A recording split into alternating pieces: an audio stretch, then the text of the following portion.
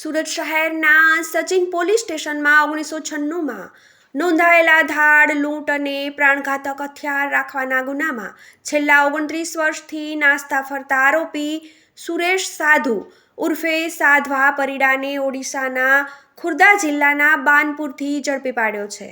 સચિનમાં arms act 25(1)A અને BP act 135 મુજબ case દાખલ થયો હતો.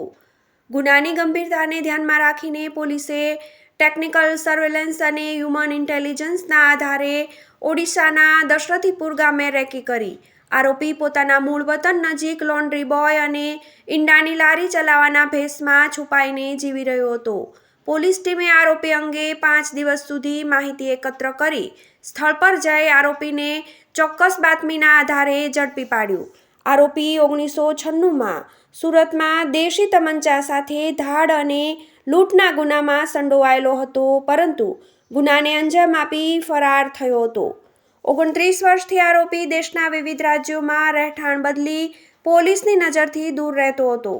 સુરત પોલીસે અંતે ઓડિશાના બાનપુર ગામે પહોંચી 1800 કિલોમીટરનું અંતર કાપી આરોપી સુરેશ સાધુને ઝડપી પાડ્યો છે. આરોપીને સુરત લાવી આગળની કાર્યવાહી માટે સચિન પોલીસ સ્ટેશનના હવાલે કરવામાં આવ્યો છે. 1996ની સાલમાં સચિન પોલીસ સ્ટેશનમાં દેશી તમંચા સાથે ધાડ અને લૂંટનો આરોપી છેલ્લા 29 વર્ષથી નાસ્તો કરતો હતો.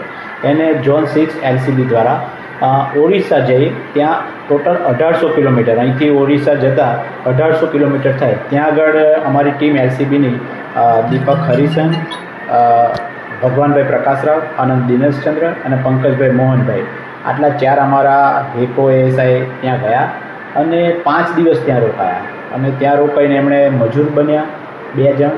એકવાર લોન્ડ્રી બોય તરીકે એક ઘરમાં ગયા કે ભાઈ ઇસ્ત્રીના કપડાં જોઈએ છે, અને એકવાર ઈંડાની લારી પર કામ શોધવા ગયા. આમ અલગ અલગ વેશ ધારણ કરી અને હ્યુમન ઇન્ટેલિજન્સ અને ટેકનિકલ સોર્સ બધાના સંયુક્તથી એમણે 29 વર્ષથી નાસ્તો કરતો આરોપી જે છે એને પકડીને આજે સચિન પોલીસ સ્ટેશનમાં 81/1996નો ગુનો છે એનો આરોપી પકડી પાડેલો. Arvind Rathod, GTV news, Surat.